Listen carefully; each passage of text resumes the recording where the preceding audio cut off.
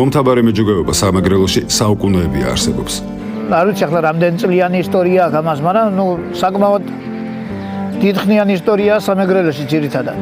მემთაბარეობა ეს პრიმიტივი ქვია ამას რა ძირითადად პრიმიტიული საქონელია, ბუნებას კარგად ეგუება მთასაც და ბარსაც. აქ ყველაფერი ნამდვილი და ჯანმრთელია, როგორც ამბობენ, მეჯოგეებისნაირ ელარჯსაც არავინ აკეთებს. Რა თქმა უნდა, მეწყვილეები საქმიანობას ინაწილებენ, საქმე კი აქ უამრავია. სწორედ ეს გახდა იმის მიზეზი, რომ მეჯოგეობაში ახალგაზრდები ნაკლებად დარჩნენ.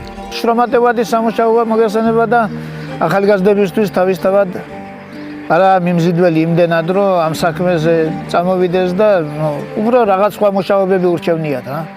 ხშირად ხდება ისეც, რომ მეჯოგეები თვეობით ვერ მიდიან საკუთარ სახლებში. გენატრება სახლი, ოჯახი, რაღაცა იგით-აგით, გავლა, გამოვლა, ყველაფერი საჭიროა, ხო? და ამას მოწყვეტილი რო ხარ, თავისთავად გენატრება ეს ყველაფერი. მალე მოსაღამოვდება. მეჯოგეები კიდევ ერთი დატვირთული დღისთვის ემზადებიან.